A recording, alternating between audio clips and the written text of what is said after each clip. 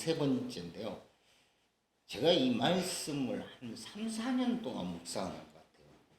이 말씀을 놓고 일단 진리부터, 진리가 뭐지? 진리는 변하지 않는 거잖아.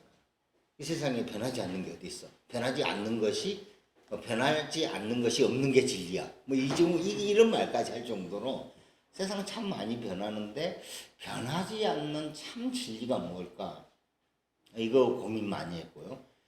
그 다음에 자유는 또 뭐지?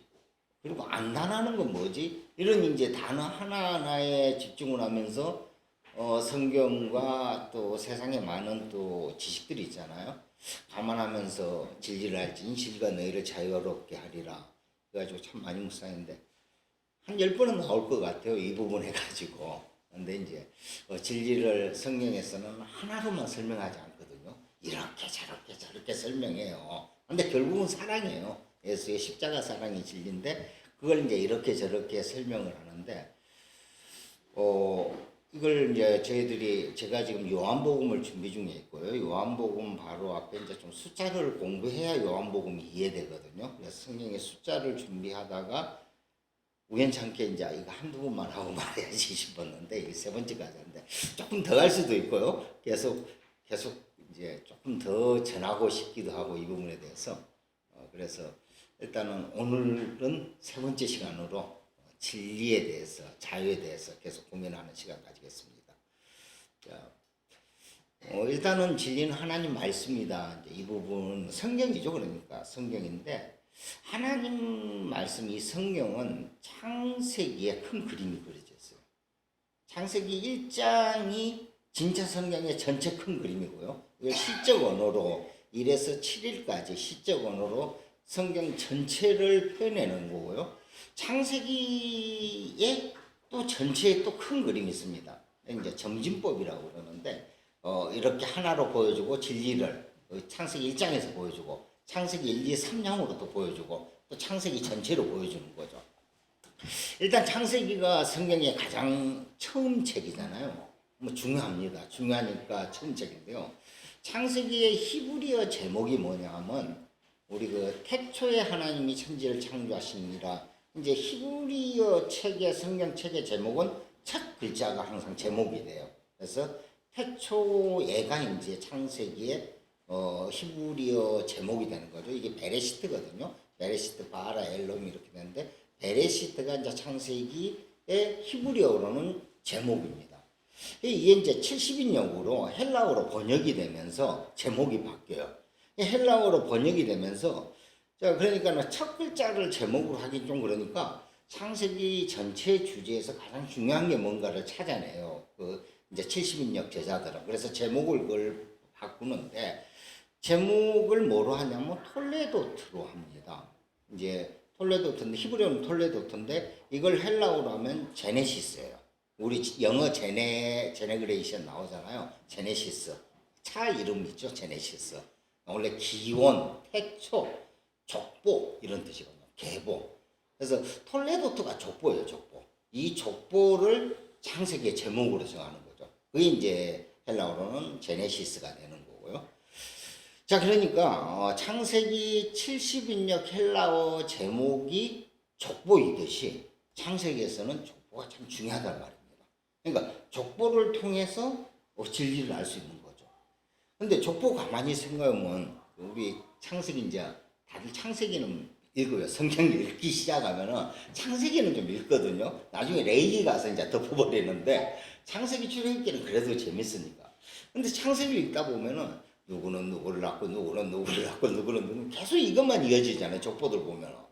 아니 내 할아버지 이름도 기억이 안 나는데 내가 도대체 이 뭐 몇 개에서 뭐 처음부터 어떻게 이걸 다 해요. 뭐 이제 이런 생각인데 창세기는 족보가 상당히 중요하게 기재가 돼 있어요. 왜냐하면 여기에 진리가 완전히 나와 있다, 숨어 있다 표현보다는 진리가 나와 있거든요. 자, 창세기 4장부터 족보가 나옵니다.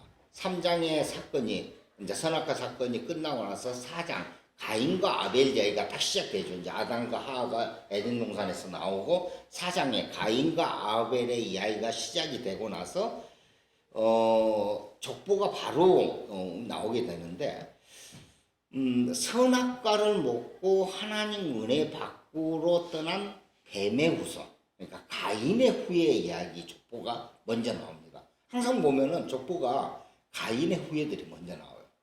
그리고 하나님 은혜로 생명이 된 하나님의 백성, 곧 여인의 후손이거든요. 그러니까 아담으로 이어지는 아벨 셋의 계통이죠. 셋의 족보가 나옵니다. 자, 이들의 족보를 통해서 하나님은 하나님의 구원 계획이 생명 속에 어떻게 나타나며 어떻게 진행되는지를 그려놨어요. 그러니까 족보를 통해서 진리를 그려놓은 거죠. 자, 하나님이 아담의 후손이 이제 아벨이고 또 셋으로 이어지거든요. 그래서 셋의 후손을 축복의 땅으로 끌고 가고요. 가인의 후손은 저주의 땅으로 끌고 갑니다. 좀 더 정확하게 말하면요, 가인 계통을 통해서 셋 계통이 살아나는 그림입니다. 자, 일단 족보를 같이 조금 보겠습니다.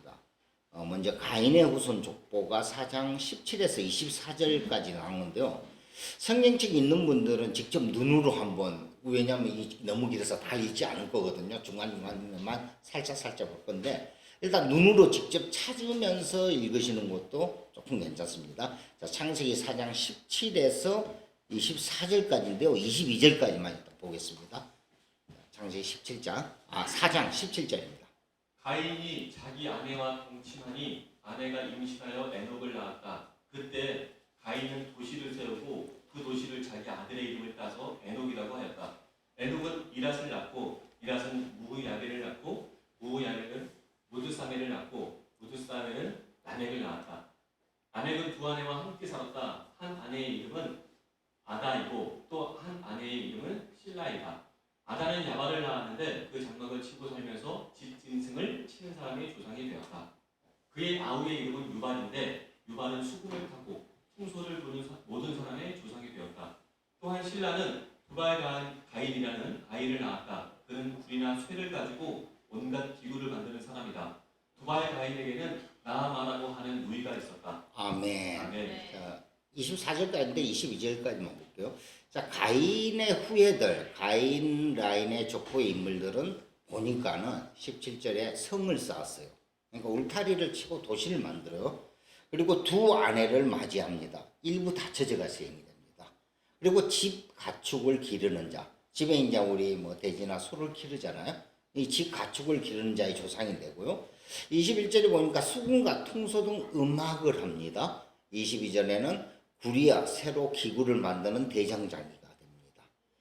인류의 문화와 문명을 끌고 가죠. 그러니까 우리가 알고 있는 가장 먼저 정착민의 첫 번째가 울타리 치는 거잖아요. 성을 쌓고 도시를 만드는 거예요. 마을을 만드는 거예요. 그리고 가축을 쳐요. 그리고 일부 다처제를 시행해요. 음악을 만들어요. 구리와 새로 기구를 만드는 대장장이가 됩니다. 자, 인류 문화와 문명을 가는데 이제 자, 이게 지금 가인의 후예, 가인 라인의 족보에 나타난 그림이고요. 이제 여인의 후손, 그러니까 아담 셋의 족보를 한번 보겠습니다. 5장에 나오거든요. 자, 5장에서 나오면서 이게 5장 3절에서 32절까지 이어지는데요. 이게 노아까지 이어져요. 아담부터 노아까지 이어지는데 일단 몇 개만 좀 보겠습니다. 3절에서 8절까지요. 아담은 130살에 자기의 형상 곧 자기의 모습을 닮은 아이를 낳고 이름을 셋이라고 하였다. 아담은 셋을 낳은 뒤에 800년을 살면서 아들, 딸을 낳았다. 아담은 모두 930년을 살고 죽었다. 셋은 105살에 에노스를 낳았다. 셋은 에노스를 낳은 뒤에 870년을 살면서 아들, 딸을 낳았다. 셋은 모두 912년을 살고 죽었다. 자, 중간 생략하고 마지막 부분 31, 32절 보겠습니다.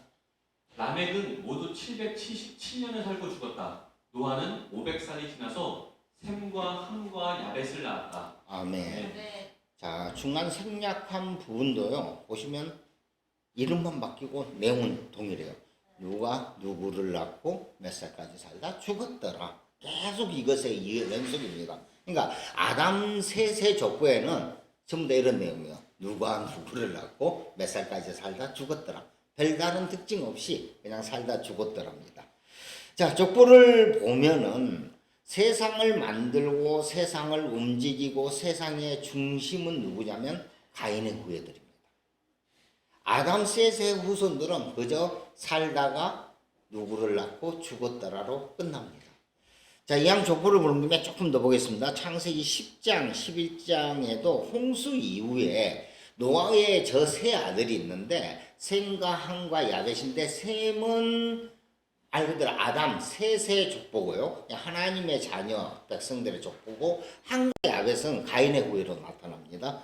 자, 족보가 너무 기니까 띄엄띄엄 보겠습니다. 창세기 10장 1에서 20절입니다.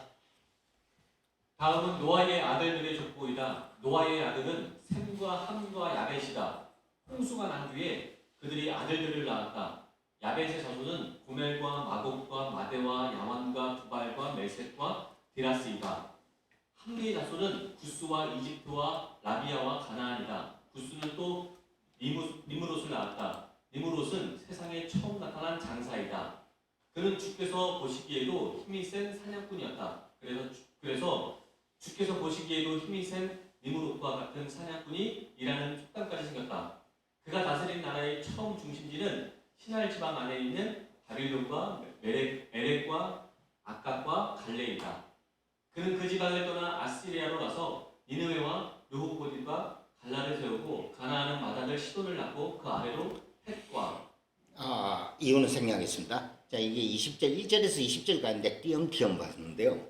일단은 가인 계통의 그 아벡과 함의 족보에는 보니까 10장 8, 9절에 니무롯이라는 세상의 첫 용사, 용감한 사냥꾼이 나왔고요. 10절에는 시날 지방의 큰 성 바벨론, 우리가 아는 그 바벨론을 세우고요. 11절에는 아수르의 니누에 이런 성을 또 건설합니다. 그리고 15절 이후에는 가나안 족속, 가나안 지역에 두루 널리 퍼져 사는 가나안 족속들이 쭉 이제 또 설명이 됩니다. 자, 그러면 노아의 첫째 아들, 그러니까 여인의 후손인 셈의 족보를 보겠습니다. 창세기 11장 10절에서 32절까지입니다. 셈의 족보는 이러하다. 셈은 홍수가 끝난 지 2년 뒤 100살이 되었을 때 아드박삿을 낳았다. 셈은 아드박삿을 낳은 뒤에 500년을 더 살면서 아들, 딸을 낳았다. 아드박삿은 35살에 셀라를 낳았다. 자, 중간 생략하고 26, 27, 32. 베라는 70살에 아브람과 나홀과 하란을 낳았다. 베라의 족보는 이러하다. 베라는 아브람과 나홀과 하란을 낳았다. 하란은 롯을 낳았다. 베라는 205년을 살다가 하란에서 죽었다. 아멘. 아멘. 11장의 셈의 족보도 그냥 그 중간 생략해서 넣은 거지, 계속 뭐 누구를 낳고 죽었다, 누구를 낳았다, 몇 살까지 살았다. 세상에 지대한 영향을 미치는 건 전혀 없고요. 그냥 아브라함으로 연결할 뿐이에요. 결론은 아브라함 연결되는 거예요. 그러니까 앞에 족보가 노아까지 연결되는 거였으면 여기는 이제 아브라함까지 연결되는 게 어떻게 보면 뭐 족보의 목적 같아요. 쳐다보고 있으면 그냥 누가 누구를 낳고 그걸로 끝나요. 자, 아브라함 이후 족보를 또 볼까요? 아브라함 이후 가인 계통, 가인의 후손인 이스마엘의 족보가 나오고요. 여인의 후손인 이삭의 족보가 나오는데 읽지는 않을게요. 제가 간단하게 설명할게요. 안 그러면 오늘 족보하다 다 끝나거든요. 자, 25장, 창세기 25장 12절부터 이스마엘 족보가 나옵니다. 이스마엘은 아들을 정말 잘 낳습니다. 그래서 12명을 낳아요, 이스마엘은. 그리고 그 자녀들은 지금의 이제 메소포타미아라든지 가나안 지역, 근동 지방에 흩어져서 잘 삽니다.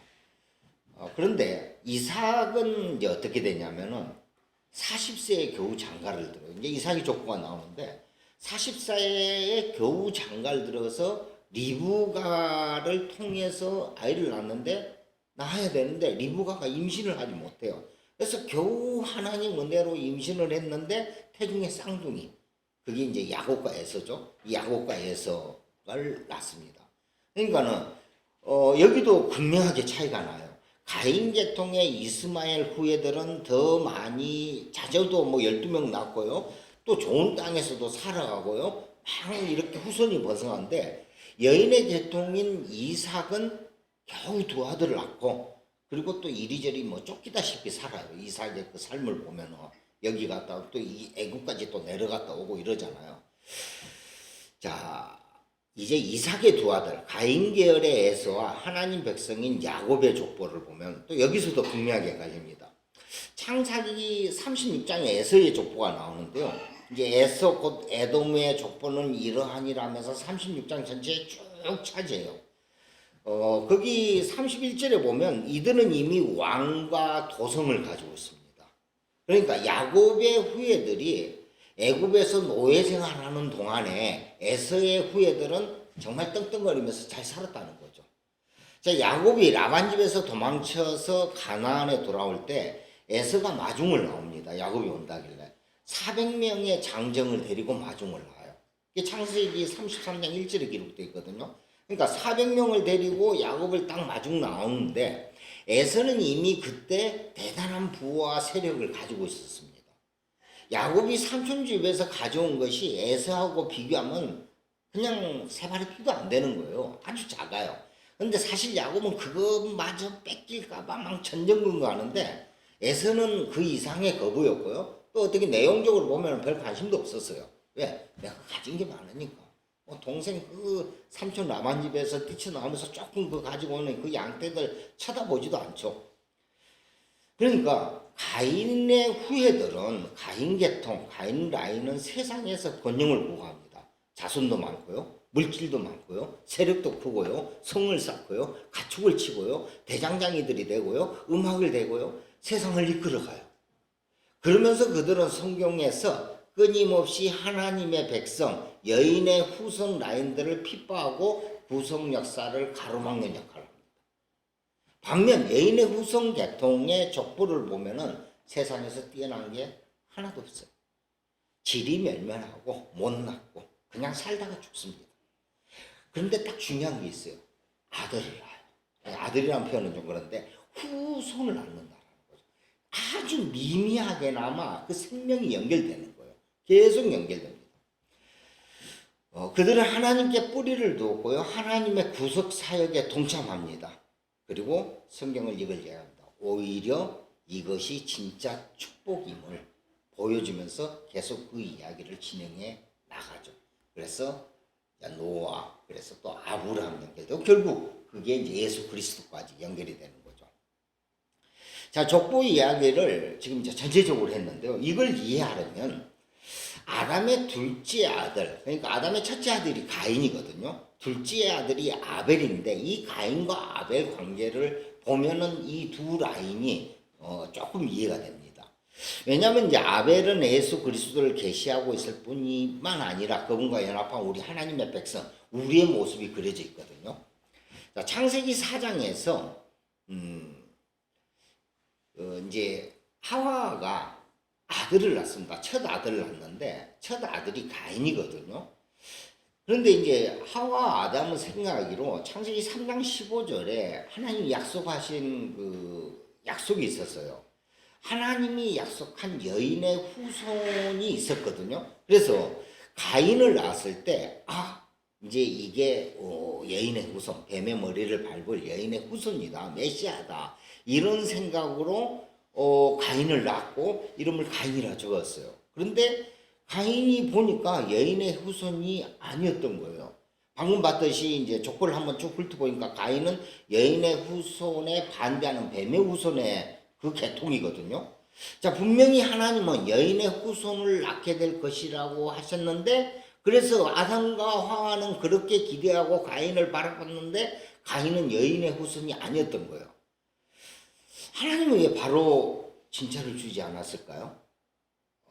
바로 여인의 후손 3장 15절에 약속한 그 여인의 후손 진짜 생명나무를 줬다면은 문제가 되지 않는데 하나님은 가인을 주셨단 말이에요. 그러니까 말 그대로 그 반대편에 뱀의 라인을 줬단 말이에요. 자, 이게 사실 또 성경에 올리죠. 하나님은 선악나무를 먼저 주고 그 다음 생명나무를 주십니다. 그러니까 율법을 먼저 주고 은혜를 주시잖아요. 어둠을 먼저 주고 빛을 주십니다. 밤이 지나야 아침이 오거든요. 그러니까 선악나무를 통해 생명나무가 나오고 율법을 통해야 은혜가 나오는 거고 어둠을 통해 빛이 나옵니다. 이게 성경에 올리다 보니까 하나님 먼저 가인을 주신 거예요. 그런데 아직 이것을 모르는 아담과 하와는 실망을 합니다. 그래서 두 번째 아들을 낳습니다. 그리고 두 번째 아들의 이름을 아벨이라고 짓습니다. 자, 여기 이름에 아담과 하와의 실망이 깃들여져 있는데요. 아벨의 이름을 한번 볼까요? 히브리어로 헤벨, 하벨인데요. 뜻이 뭐냐면 배인, 헛됨입니다. empty, 공허하답니다. 우리 그 전도서에 보면 전도자가 말한다. 헛되고 헛되다, 헛되고 헛되다, 모든 것이 헛되다. 이 헛되다가 아벨이에요. 하벨, 히브리어로 하벨이에요. 하벨 이렇게 돼 있어요. 그러니까 아무것도 아니다라는 어떤 의미, 공허하다, 헛되다, 아무것도 아니다, 무의미하다 이런 의미거든요. 모든 것이 헛되다. 아담과 하와 입장에서는 이제 뭐 하나님의 아들을 분명히 주신다고 그랬는데 메시아를 주신다고 그랬는데 그게 창세기 3장 15절의 약속이었는데 가인이 나오고 너무 그게 헛된 거예요. 그래서 둘째 이름을 헛됨으로 이렇게 지은 거죠. 자, 아벨은 세상에서 아무것도 아닌 자로 불려주고 그리고 무죄하게 가인에게 어떻게 되면 가인의 후예들, 가인에게 대표되는 세상에 맞아 죽는 그림으로 나옵니다. 그래서 아벨은 가인에게 돌에 맞아 죽어요. 돌에 맞아 죽는데, 자, 아벨은 아담과 하와의 실망이 깃들여져 있는 이름이기도 하고 또 세상에서 아무것도 아닌 자로 불려지는 하나님 백성의 이름이기도 합니다. 방금 족보를 보셨죠? 여인의 후손 족보, 아벨 셋의 그 후손의 족보들은 그냥 누구를 낳고 뭐 죽었더라 이거밖에 없잖아요. 그냥 세상에 아무것도 아닌 자의 이름으로 그냥 있는 거예요. 또 세상에서 돌로 맞아 죽은 하나님 아들의 이름이기도 하고요. 이게 아벨입니다. 자, 이런 그림으로 봤을 때 누가 생각나시나요? 아무것도 아닌 자. 세상에서 돌로 맞아 죽은 하나님 아들의 이름. 아무것도 아닌 자. 자, 이사야서 53장 2에서 3절로 볼까요? 그는 주 앞에서 마치 연한 순과 같이 마른 땅에서 나온 싹과 같이 자라서 그에게는 고운 모양도 없고 훌륭한 풍채도 없으니 우리가 보기에 흠모할 만한 아름다운 모습이 없다. 그는 사람들에게 멸시를 받고 버림을 받고 고통을 많이 겪었다. 그는 언제나 병을 앓고 있었다. 사람들이 그에게서 얼굴을 돌렸고 그가 멸시를 받으니 우리도 동달아 그를 귀하게 여기지 않았다. 아멘. 이게 누구를 그리고 있는 거죠? 예수님, 예수 그리스도를 그리고 있는 그림이죠. 자, 이 모습이 하벨이에요. 하벨. 아무것도 아닌 자. 헛됨의 모습이죠. 세상의 기준으로는 아무것도 아닌 자예요. 뭐 뛰어난 용모가 있는 것도 아니고 뭐가 있는 것도 아니고 그냥 세상에 봤을 때 아무 이름도 없고 그냥 들풀이죠, 들풀. 자, 예수님을 말하고 있습니다. 자, 그 아무것도 아닌 자 예수님이 누구에게 맞아 죽습니까? 율법을 가지고 있는 그것을 지켜나가면서 자기들은 하나님을 알고 선민이라고 자처하는 그때의 유대인들에게 예수님은 십자가에 매달려 죽으시죠. 그들에게 돌 맞아 죽습니다. 그들은 무엇인가 된 자들이었어요. 하나님의 말씀을 가지고 있고 하나님 말씀을 지키는 자라고 자부심에 똘똘 뭉쳐진 무엇인가 된 자들이었어요. 열심히 제사 드리고 하나님 율법을 정확하게 지키는 자칭 택함을 받는 자, 위대하다고 생각하는 그 유대인들에게 아무것도 아닌 자로 예수 그리스도는 돌에 맞아 죽었습니다. 유대인들이 세상의 왕이에요. 세상의 왕이라고 생각했어요. 그 세상의 왕에게 죽임을 당한 거죠. 자, 유대인들은 자신들의 의로운 행위를 의지해서 하나님에게 닿으려고 했습니다. 근데 갑자기 예수가 나타나서 너희들의 그 의로운 행위는 거짓이야. 독사의 자식들아, 마귀의 자녀들아. 자, 이렇게 폭로하는 거죠. 행위가 아니고 은혜야. 너희들의 그 지키려는 열심인 그게 죄야. 자, 그래서 유대인들은 진짜 의인이신 예수님을 죽여버립니다. 자, 가인이 하나님이 자신의 제사를 받지 않자 몹시 그 안색이 변하고 막 분하죠. 왜 내 제사를 안 받아요? 하면서 아벨을 죽이잖아요. 동일한 거예요. 유대인들도 왜 내 노력이 필요 없어? 왜 내 율법 지킴이 아무것도 아니야? 하면서 화가 나서 안색이 변해서 분해서 예수 그리스도를 죽여버립니다. 자, 이렇듯 아벨은 예수 그리스도를 계시하고 있습니다. 자, 물론 예수 그리스도뿐만 아니라 그분과 연합한 우리를 그리고 있는 거예요. 그래서 우리도 세상에 의해서 죽임을 당합니다. 그래서 이것을 알고 있는 요한 사도는 우리에게 이렇게 외칩니다. 요한일서 3장 13절. 이건 다 함께 하죠. 형제자매 여러분, 세상이 여러분을 미워해도 이상히 여기지 마십시오. 아멘. 그게 당연한 거야. 너희가 생명을 가지고 있다면 죽은 자들인 세상이 너희를 미워할 거야. 그리고 너희를 죽일 거야. 세상은 비전을 가지고 있으라고 합니다. 목표를 세우고 끊임없이 정진하라고 합니다. 생산과 소비를 부채질합니다. 너 안에 있는 욕망을 깨워서 생산하고 소비하라고 합니다. 호랑이는 죽어서 가죽을 남기고 사람은 죽어서 이름을 남긴다. 너의 이름을 알리라고 그럽니다. 유명한 자가 되라고 합니다. 영리 되라고 합니다. 그러나 하벨, 예수는 아무것도 아닌 자입니다. 아무것도 아닌 자에게 아무것도 할 수가 없는 자입니다. 그냥 세상에서 무익한 자, 뭐 있었는지도 모르겠던 그런 자들입니다. 그런데 거기에 생명이 있습니다. 족보가 지금 그걸 이야기하는 거거든요. 창세기의 족보들이, 톨레도 이 족보들이 세상에는 무기력한 자이지만 그들은 생명을 담고 생명을 이어가는 존재들이다라고 이렇게 밝히는 거죠. 그리고 사실은 진짜 이들이 살아있는 자들이다. 세상에 봤을 때는 무기력하고 무익한 자지만 이들이 진짜 살아있는 자다. 그래서 하나님은 세상 속에서 욕망으로 점철된 자를 죽이고 다시 생명으로 살아나게 합니다. 그들이 이제 나그네라고 그래요. 그들은. 이 세상의 나그네들, 이 세상의 아웃사이더들, 족보에서 그냥 무익한 자들로 나타난 그들. 자, 그런데 나그네의 삶인 한탄과 고통의 삶이죠. 집도 없어. 떠들이잖아요. 이들의 삶은 한탄과 고통의 삶일 뿐입니다. 그래서 하나님께 부르짖고 기도합니다. 시편 39편 12절입니다.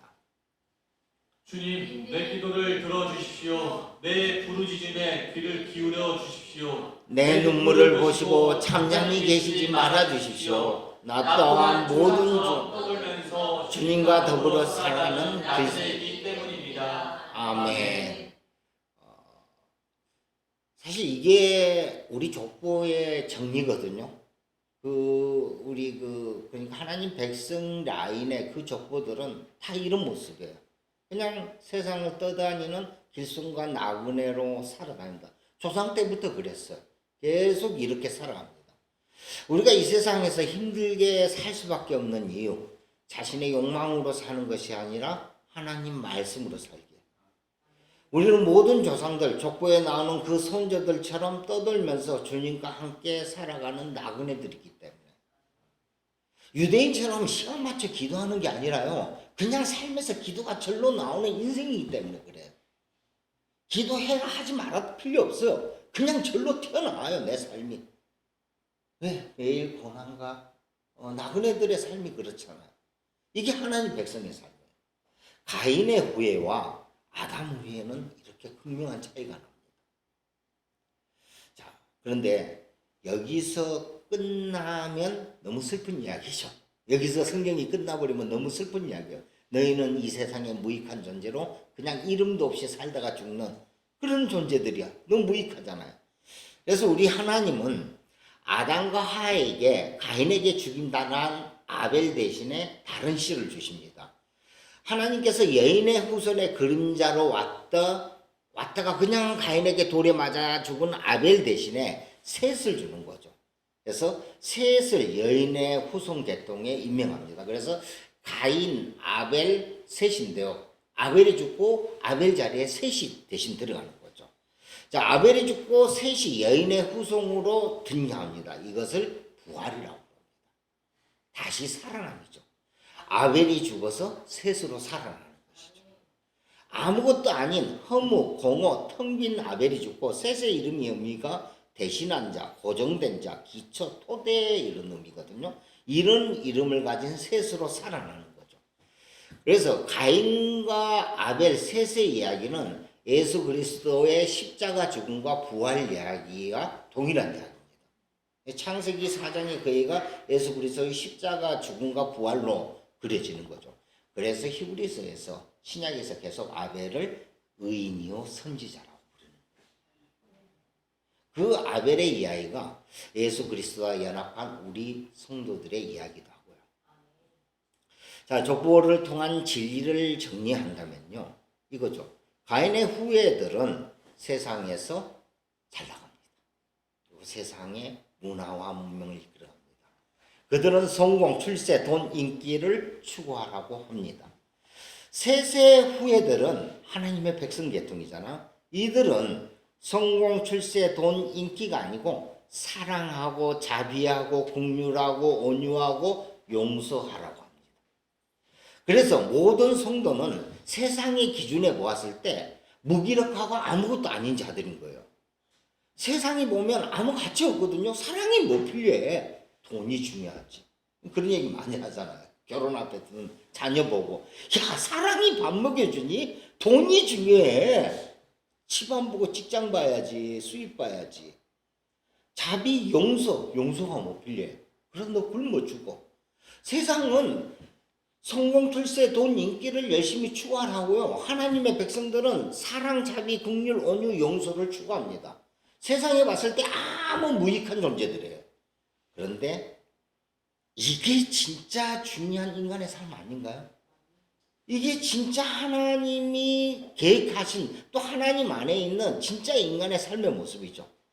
이런 자들이 세상 속에 나그네들이고, 여러분이 이런 나그네들이 되시길 축복합니다. 이제 현실적인 문제로 돌아오겠습니다. 하나님 백성들은 나그네들, 가진 거 없고, nothingness, empty, 공허하고, 허무하고, vanity, 아무것도 의미 없는 그런 자들인데, 실상은 이들이 진리를 가진 자유인이거든요. 나그네들입니다. 자, 그럼에도 불구하고 우리는 정착지, 이 사회 속에서, 이 세상 속에서 살아야 되잖아요. 그러면 어떻게 살 것인가? 지금 그렇다고 뭐 노숙자가 될 겁니까? 뭐 유목민이 돼서 어디 몽골 초원에 가서 양치기를 할 거예요? 전부 다 굶어 죽을 수밖에 없는데, 그럼 우리는 이 세상에서 어떻게 살아야 할까요? 여기에 합당한 좋은 신학적 용어들이 있습니다. 한번 들어보십시오. 바른 땅에 대신에 눈은 하늘을 보며 살아가십시오. 많이 들어보셨죠? 우리 어차피 이 세상 살아가야 돼요. 이 사회, 세상 속에서 정착민 사회 안에서 살아가야 되거든요. 한 손엔 신문을, 요즘 스마트폰이에요. 한 손엔 스마트폰을, 한 손엔 성경을 가지고 살아가십시오. 이 세상을 성경의 눈으로 바라보라는 거잖아요. 이런 시각으로 보면서 살아가라고 합니다. 또 있습니다. 몸은 정착지에 있지만 마음은, 곧 정신은 나그네로 살아가십시오. 이게 이제 우리의 삶이죠.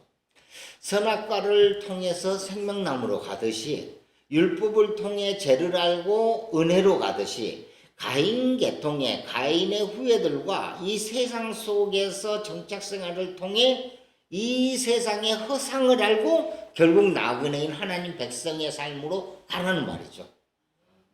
자, 창세기 4장 17절과 20절 보겠습니다. 가인이 자기 아내와 동침하니 아내가 임신하여 에녹을 낳았다. 그때 가인은 도시를 세우고 그 도시를 자기 아들의 이름을 따서 에녹이라고 하였다. 아다는 야발을 낳았는데 그는 장막을 치고 살면서 짐승을 치는 사람의 조상이 되었다. 아멘. 네, 가인의 후예들이 첫 번째로 하는 게 성을 쌓는 거죠. 울타리를 치고 마을을 짓는 거예요. 자기 도시를 만드는 겁니다. 그러니까는 이 울타리라는 개념이 안과 바깥이에요. 내 편과 네 편이에요. 선과 악이에요. 구분하는 거예요. 선을 꺼놓고 구분하는 거예요. 나는 내 아군이고 저 건너편은 적이에요. 자, 내 편과 다른 편을 만듭니다. 그런데 나그네는 울타리가 없는 존재들이잖아요. 언제든지 울타리를 뛰어넘습니다. 경계가 없습니다. 그러니까 내 편 다른 편이 없고요. 선과 악이라는 울타리가 없는 자들이에요. 말을 타고 그 울타리를 과감하게 뛰어넘는 전사들이죠. 이게 나그네들이죠. 자, 이걸 중심으로 지난주를 좀 봤다면은, 자, 오늘은 20절요. 가축화로 한번 보겠습니다. 가인의 후예들이 두 번째로 하는 일이 집짐승이에요. 이게 가축을 치는 거거든요. 그러니까 집안에 가축을 치는 건데, 자, 여기에 이 세상의 비밀이 들어있습니다. 울타리와 함께 가축화. 이 가축화에 우리의 현실이 보이죠. 가축화를 한번 생각해 보십시오. 1차적으로 인간의 이익을 위해서 다른 동물을 길들이고 착취하는 과정을 가축화라고 합니다. 맞죠? 자, 소, 돼지, 우리가 알고 있는 가축들, 소, 돼지, 닭, 말, 뭐 양, 염소, 이제 수많은 가축들이 있죠. 인간은 기원전 4000년경까지 가축화를 시도했습니다. 그리고 많은 동물들을 가축화시켰어요. 그리고 마지막으로 가축한 동물이 말입니다. 이게 기원전 4000년 전이거든요. 그리고 더 이상 다른 동물을 가축으로 길들이지 않았습니다. 왜일까요? 기원전 4000년 전까지는 가축을 쉽게 해서 멧돼지 잡아다가 돼지로 만들었고요. 뭐 어떻게 뭐 개량 품종도 하고 막 가지 방법을 통해서 가축화를 시도해서 가축들을 길들였는데, 기원전 4000년경 말을 마지막으로 가축화를 하지 않습니다. 왜 동물들을 가축화하지 않을까요? 한번 생각해 보십시오.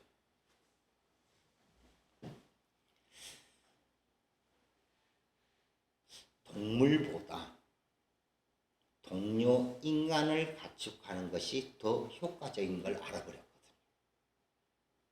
인간 가축화요. 인간은 언어도 통하고요. 더 섬세한 작업에 투입할 수 있어서 효율이 좋았습니다. 굳이 동물을 가축화하지 않아도 인간을 가축하면 좀 더 효과가 좋은 거예요. 문명이란 이름으로, 국가란 이름으로 많은 인간들을, 그러니까 피지배자로 길들이는 인간 가축화 과정을 진행합니다. 단어를 하나 볼게요. 가축이라는 단어를 볼게요. 이제 히브리어로 미크네인데요. 라이브 스톡, 살아있는 재고 이런 의미예요. 가축이라는 의미가 살아있는 재고예요. 가축 목적 소유물로 이제 우리가 번역을 하는데요. 가축화라는 단어를 보면요, 도메스티케이션인데요. 동물을 집안, 도메스틱을 집안이라고 하거든요. 집 안에 적응하도록 만든 거, 에이트, 길들이다. 그러니까 온 뜻은 길들이다예요, 가축화는. 그러니까 집안에 같이 있을 수 있도록 길들이는 게 가축화입니다. 자, 이 유래를 보니까요, 로마 제국 시절 하층 계급이 거주하던 아파트와 같은 공동 주거 단지를 인슐라라고 불렀고요. 귀족들이 거주하는 거대 단독 주택을 도무스라고 불렀습니다. 이 도무스에서 도메스티케이션이 나옵니다. 가축화라는 말이 나와요. 그러니까 지배자의 의지대로 적응하도록 만드는 것, 곧 길들이기, 지배자의 길들이기가 가축화의 본질이라는 것이죠. 그래서 도메스티케이션, 가축화라는 뜻은 그냥 귀족들, 도무스, 귀족들에게 길들여지는 것을 가축화라고 하는 거예요. 자, 그리고 이게 가축화의 본질인데요. 이 길들이기 방법이 있습니다. 방법은 우리가 다 아는 당근과 채찍입니다. 좋은 말로 하면 상과 벌이에요. 자, 그런데 상과 벌은 대등한 관계가 아닌 건 아시죠? 벌이 상을 가능하게 만들어요. 그래서 항상 채찍이 먼저입니다. 채찍이 있어야 당근이 당근 역할이 되거든요. 다시 말해서 폭력이 먼저예요. 폭력이 먼저고 그리고 나서 당근을 줍니다. 초원에 야생마를 잡으면 첫 번째 하는 게 일단 굶겨요. 잡아서 가둬놓고 굶깁니다. 그리고 목줄과 채찍과 감금으로 꼼짝 못하게 만듭니다. 한창 굶기고 갇혀있다 보면은 이제 한계선상에 돌아오는 거죠. 그때 먹이를 조금 주는데 그냥 안 줘요. 복종하면 줘요. 무릎을 꿇어 들었을 때, 강제로라도 끌어졌을 때 그때 먹이를 주는 거죠. 주인을 이제 이게 좀 발전이 돼서 이제 계속 훈련이 되다가 주인을 태우거나 수레를 끄는 일, 좀 힘든 일을 하잖아요. 그럼 주인은 그 대가로 목초지에서 풀을 뜯게 해줍니다. 당근을 주는 거죠. 그러니까 순서는 채찍이 먼저고 나중에 당근이에요. 이렇게 상과 벌로 길들여지면 말은 주인에게 의존하게 돼요. 점차 시간이 지나면서. 그래서 주인이 주는 자유시간과 목표를 바라보면서 주인 말을 잘 듣게 됩니다. 여기서 더 길들여지면 어떤 단계가 가냐면요. 주인은 내 삶에서 꼭 필요한 존재야. 이런 인식이 들어가죠. 심지어는 주인에게 버림을 받을 경우에 그 주인을 그리워합니다. 이 단계까지 가요. 어떻게 보면 웃을 수도 울 수도 없는 그런 상황까지 가는 거죠. 인간 가축과도 동일합니다. 폭력으로 노예를 끌고 와서 먼저 굶깁니다. 원초적 박달이에요. 가두고 굶기는 거. 그리고 주인이 원하는 것을 하면 먹을 것을 줍니다. 상과 벌을 휘두르는 사람과 상과 벌을 따르는 사람으로 정확하게 나눠지고요. 이들을 지배자, 피지배자 이렇게 만들면서 이 관계가 탄생하는 거죠. 주인이 원하는 것을 해야 살 수 있고 그렇지 않으면 생명까지 괴로워질 수 있습니다. 점차 주인의 의지에 복종하는 것이 나의 이익이 됩니다. 그에 반하는 것이 나에게 손해가 됩니다. 이 이익과 손해의 이해감각이 계속 활성화됩니다. 그래서 자신이 원하는 것이 아니라 주인이 원하는 삶을 살게 되는 거죠. 주인이 원하는 삶을 살면 나한테 이득이 되네, 이익이 되는 거고요. 주인이 원하지 않는 삶, 그러니까 원하지 않는 삶을 살아야 되는 게 또 나에게 이익이 돼요. 그래서 이익과 손해라는 개념이 주인에게 결정이 되는 거죠. 자, 이렇게 살다 보면 자신이 원하는 삶을 사는 건데 자유인데 이 자유가 무엇인지도 헷갈리게 되는 거예요. 그래서 나중에 이런 이야기가 합니다. 주인이 원하는 걸 하는 것도 내 자유 아니냐라는 이런 개념까지 이제 늘어놓는 단계까지 가는 거죠. 당근과 채찍, 상과 벌은 곧 내 이익과 손해로 점철됩니다. 문제는 인간에게 내 이익과 손해만 강화가 되면, 이 개념만 강화가 되면요, 자유에 대한 감각이 태하는 것뿐만 아니고 사랑, 긍휼, 자비, 온유의 감각마저 싹 사라집니다. 쉽게 말하면 이거예요. 내 이익과 손해는 내 목숨하고도 달려있거든요. 그래서 내 입이 석자기 때문에 다른 사람 돌볼 여력이 없는 거예요. 내가 굶게 생겼는데 자비와 긍휼이 나올 수 없는 거죠. 심지어는 어떤 약자를 괴롭히는 게 분명히 이게 틀린 걸 알면서도 하면 안 되는데 내가 지금 굶게 생겼는데 내가 여기서 쫓겨나게 생겼는데 하고 있다라는 거죠. 그러니까 이익과 손해로 점철된 세상 속에는 진리가 숨을 쉴 수가 없습니다. 뛰고 싶으면 뛰고 걷고 싶으면 걷는 게 자유인데 이제는 어떻게 되냐면요. 이익이 되니까 뛰는 거고요. 이익이 안 되면 걷는 거예요. 그냥 내 마음하고 상관없어요. 오로지 이익과 손해로 그냥 나는 그런 삶을 살아가는 거예요.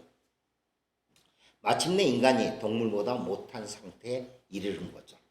적어도 동물은 자기 동적을 가축하진 않습니다. 또 진으로 받들지도 않아요. 강한 동료가 생겨서 자신이 밀려나면요, 꼬리 내리고 있든지 담담하게 무리를 떠납니다. 대부분의 경우 무리의 강자는 약자를 연민으로 보살핍니다. 심지어는 가장 그 약한 사슴 무리들도요, 아기 사슴이나 늙은 사슴이 육식동물의 공격을 받으면요, 무리들이 분연히 맞서요. 사자를 공격한다니까요. 그러니까 인간들은 동물보다 못한 수준으로 내려버린 거죠. 자, 동료 인간의 가축과 이 비극은 기원전 4000년 전후에 시작이 됐다고 그랬죠. 말 이후로는 이제 가축을 안 만들어요. 왜? 더 좋은 가축이 있거든. 인간이란 가축이 있거든요. 가인의 후예들이 각 지역에서 정착민들의 도시, 국가를 형성하면서부터 이게 시작이 됩니다. 피라미드 같은 압도적인 건축물, 바로 한 사람, 애굽의 왕 바로 한 사람 위해서 도를 나누는 수십만 명의 노예들이 생겨나는 거예요. 그리고 노예들이 하는 이유는 단순합니다. 바로의 말을 거부하면 맞아 죽거나 굶어 죽기 때문이거든요. 그리고 일을 잘하면 포상을 받습니다. 채찍과 당근, 상과 벌에 휘둘리고 어느새 문명이라는 이름으로 길들여집니다. 이렇게 길들여져서 이제는 나에게 이익이 되니 복종하고 나에게 손해가 되니 또 복종하는 거예요. 이익과 손해, 거기에서 계속 한 발 더 나아가다 보면은요, 이게 상호이익이다라는 생각까지 됩니다. 그리고 나도 더 높은 관리자, 더 높은 지배자의 이치에 거기까지 오르려고 애를 씁니다. 그러면서 나는 자유이다 이렇게 소리치고 있죠.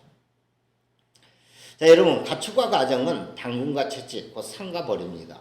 가축화는 길들이는 사람이나 길들여지는 사람이나 둘 다 내 이익과 손해로 점철되고요. 내 이익이 있으면 하고 손해가 되면 하지 않습니다. 그래서 가축화 과정은 결국 자신의 이해와 손해만 따지는 개인적이고 이기적인 인간으로 만들어집니다. 그래서 사회과학적으로 보면요, 개인주의나 이기주의는 인간의 본성이 아니에요. 인간의 본성이 아니라 억압체제의 결과물이다. 가인의 후예들이 만들어낸 참담한 모습이다라는 거죠. 자, 그런데 여기서 하나 생각해야 될 게 있어요. 조금 가축화에 대해서 좀 더 들어가 볼게요. 내가 누군가를 훈육, 폭력 등으로 길들이는 것이 있다면 누군가는 나에게 길들여지죠. 이 길들여지는 것을 누군가는 자발적으로 한다는 거예요. 자, 예를 들어 볼게요. 농경생활로 이루어진 이 정착생활은 아까 닭, 소, 말 이런 것도 있지만은 생쥐라든지 까마귀라든지 혹은 벌레나 박테리아 등 다른 동물을 끌어들입니다. 이들은 인간의 정착지에 들어와서 먹을 것을 더 쉽게 구할 수 있을 뿐만 아니라요, 인간 뒤에 숨어 살면서 상위 포식자의 공격을 피할 수 있습니다. 이렇게 쥐나 까마귀 혹은 벌레, 박테리아 등은 인간의 정착 생활에 길들게 됩니다. 인간이 길들이는 게 아니고 스스로 길들게 되는 거예요. 그러니까 인간에게는 가축화되는 것을 크게 두 종류로 볼 수 있습니다. 첫 번째는 소, 말, 돼지, 개, 닭 등 인간에게 포획되어서 강제로 길들여진 이런 대상들이 있고요. 두 번째는 쥐, 벌레, 까마귀, 세균 등 자발적으로 길들여진 대상이 있습니다. 이해되시죠? 자, 돼지와 쥐가 구별되시나요? 똑같이 인간 거주지에 같이 생활하고 있습니다. 똑같이 가축화의 어떤 길이에요. 길들이기예요. 길들여지고 있어요. 근데 쥐하고 돼지는 구별이 되죠, 이제. 쥐와 돼지는 인간 정착지에 같이 살지만 돼지는 가축화되었고 쥐는 독자성을 유지하고 있습니다. 쥐는 스스로 인간에게 길든 동물, 자율적으로 길들였지만 자신의 길을 걸어가는 존재예요. 이렇게 생각하면 됩니다. 동물은 자신을 길들여준 주체가 없다면 더 이상 살 수가 없습니다. 애완견이나 돼지는요, 인간 없으면 살 수가 없습니다. 우리 이제 애완견들 요즘 사회 문제가 많이 되는데요. 길을 잃어버렸거나 거의 대부분 버려지죠. 인간의 손을 떠나면 그들은 배고픔이나 질병으로 죽습니다. 간혹 들깨 때가 좀 형성이 되지만요, 얼마 못 가서 대부분 죽어요. 뭐 새로 좀 합류가 돼서 그런 거죠. 그들은 인간의 손에 이미 길들여졌기 때문에 인간의 손을 떠나면 죽습니다. 자, 그러나 쥐는 어떻습니까? 쥐는 길든 대상이 없어도 살 수 있습니다. 그러니까 개, 돼지, 소, 말의 길을 가지 않아요. 쥐는 자신만의 길을 갑니다. 쥐는 야생에서 여우 등의 상위 포식자를 피하고 야생보다 먹을거리가 많기에 인간 거주지에 길들여지는 거고요. 동시에 또 그들은 인간의 눈을 피하죠. 집쥐는 항상 이 생각을 갖습니다. 나는 언제든지 들쥐가 될 수 있다는 이 생각을 한순간도 잊지 않아요. 쥐는 인간의 집 없이 그러니까 쥐는 인간의 집 없이는 살 수 없을 정도로 완전히 길들여지지 않는다라는 거예요. 항상 한 발 빼고 있어요. 인간의 감시가 심해지거나 혹은 도체 제약이나 지듯이 놓을 수 있잖아요. 위험 요소들이 많아진다. 쥐는 과감하게 그곳을 떠나서 다른 집으로 가든지 야생으로 돌아갑니다. 쥐는 초원을 배회하는 유목민처럼요, 자신이 길든 곳을 떠나 다른 곳에 새롭게 길들이기를 시도합니다. 견마지로라는 말 있죠. 개의 견자에 알마자를 쓰고 어조사지에 힘쓸 노자거든요. 그러니까 개와 말같이 엄청 애쓴다 이 말이에요. 개하고 말이 얼마나 인간을 애쓰는지 알아요? 이 견마지라는 말이 왕이 이제 왕에게 충성하는 신하의 어떤 이런 걸 그리는 건데, 스스로 주인을 위해서 수고로움을 아끼지 않겠다는 종이 되겠다는 선언지거든요. 견마지로로 막 일하겠습니다 이러는 거예요. 그런데 지는 그런 선언을 하지 않습니다. 견마지로가 아니고 이런 선언을 하죠. 나는 세상에서 버려졌다고 식음을 전폐하는 개 돼지가 아니라 세상에 길들기도 하지만 언제든지 그것을 미련 없이 떠날 수 있는 나그네다. 지가 나그네 같지 않으세요? 지는 인간 거주지뿐만 아니고 초원이나 습지에서도 살 수 있습니다. 그들도 쉽지 않아요. 새로운 환경에 적응하는 거. 쉽지 않는데 지는 그렇게 살아갑니다. 그래서 지는 어디에 간들 길이 있지 않겠는가 하면서 자신의 길을 가는 거예요.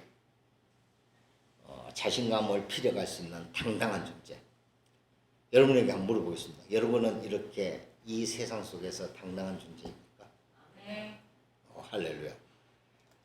내가 어느 조직에 어느 회사에서 일하는데 약자를 핍박하래. 불의를 계속 행하래.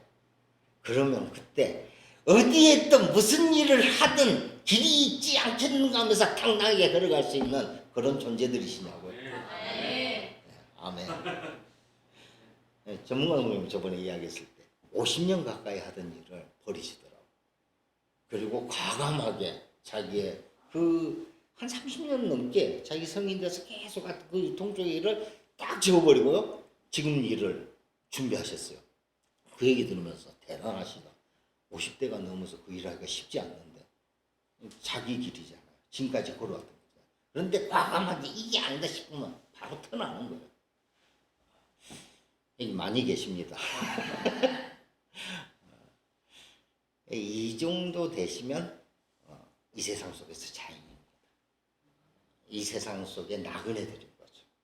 여러분 안에 있는 진리, 그 진리를 인해서 자유로 걸어가는 여러분이 되길 축복합니다. 네. 자, 서서히 마무리하겠습니다. 자, 이제 손해와 이익인데요. 인간의 가축화의 결정판은 나한테 이익이 되면 되고 손해가 되지만 안 해요. 이익과 손해로 나는 모든 게 움직여져요. 우리 세상 속의 삶이 그렇잖아요. 그러니까 사랑과 온유, 자비, 긍휼, 용서 이런 개념은 사라지고요. 오로지 이익과 성공에 의해서 움직여지는 게 납니다. 자, 그런데 여러분 사랑을 한번 생각해 보십시오. 사랑은 자기 이익을 지키면서 할 수 있나요? 만약 그걸 할 수 있다는 건 온전한 사랑이라고 보지 않죠. 사랑은 이거예요. 그녀와 함께 있으면 기쁘기에 나는 온갖 손해를 감당하는 거예요. 돈을 쓰고 시간도 들이고 이래도 기쁘니까는. 그러니까 이익과 손해 개념을 벗어나는 게 사랑이잖아요. 자유와 사랑을 얻고자 한다면 이익과 손해를 넘어야 된다는 거예요. 이익과 손해를 모른다는 것, 곧 상과 벌을 뛰어넘는 것. 자유와 사랑은 이런 조건에서만 살아날 수 있는 거예요. 그래서 세상에서 제일 무서운 사람이 어떤 사람이냐면 사랑하기에 당근과 채찍으로 어쩔 수 없는 사람, 상과 벌로 어쩔 수 없는 사람이죠. 사랑하기에 내 이익, 내 집안, 후계자, 재산 다 버리고 그녀를 향해 달려가겠다. 이게 진짜 사랑이잖아요. 그러니까 이익과 손해의 개념을 다 버리면요, 상과 벌의 개념을 다 버리면요, 이 사람이 제일 무서운 사람이에요. 또 자유가 너무 갈급하게 자유가 아니면 죽음을 달라는 사람이죠. 이건 감당할 수 없는 거죠. 자, 그러면 이 마지막 단계가 이거. 이 세상의 왕은, 사탄은 자신이 마지막으로 할 수 있는 행동, 뭐냐면 그의 목을 딱 조릅니다. 너 정말 죽고 싶니? 내 말 안 들을래? 내 말 듣지 않으면 너를 죽여버릴 거야. 맞습니다. 당근과 채찍, 상과 벌, 이익과 손해의 가축화에 거부하고 나그네가 되는 최종 단계는 결국 사는 것과 죽는 것이에요. 여러분 이 세상 속에서 결국은 이거예요. 너 죽을래. 너 죽어. 그냥 끝나. 인간이 생각할 수 있는 최고의 이익과 손해가 사는 것과 죽는 것인데 내가 세상의 이 가축화 과정을 알고 진정으로 사랑하는 자, 진정으로 자연이 되게 한 그 마지막 관문은 결국 죽음이라는 거예요. 지난주에 우리 유목민 소녀가 말 타는 걸 보았죠. 그 유목민 소녀가 말을 타고 달리기 위해서는 낙마를 경험해야 된다고 그랬잖아요. 떨어져서 죽을지도 몰라요. 그러니까 상과 죽음을 넘어야 하는 그런 과정처럼 마찬가지로 가축과의 과정에서도 울타리의 과정에서도 죽음을 넘어야 되듯이 가축과도 마찬가지로 마지막 관문인 죽음을 넘어야 됩니다. 그 죽음을 넘어야만 이게 자연이 되는 거고요. 이게 성경의 진리인 거죠. 요한복음 12장 24, 25절. 자, 마지막인데요. 함께 할게요. 내가 진정으로 너희에게 말한다. 밀 하나가 땅에 떨어져서 죽지 않으면 한 알 그대로 있고 죽으면 열매를 맺느니라. 자기의 목숨을 사랑하는 사람은 잃을 것이요 이 세상에서 자기의 목숨을 미워하는 사람은 영생에 이르도록 그 목숨을 보존할 것이다. 아멘. 이 죽음이 예수님 십자가 따라서 자기 십자가 지고 골고다에 오르는 것이고요. 죄에서 죽는 것이고 이 세상의 가치관에서 죽는 것이고 결국 이 죽음을 넘어서면 진짜 자유가 옵니다. 진리를 알지니 진리가 너희를 자유롭게 하리라. 오늘 족보를 통한 진리를 봤는데요.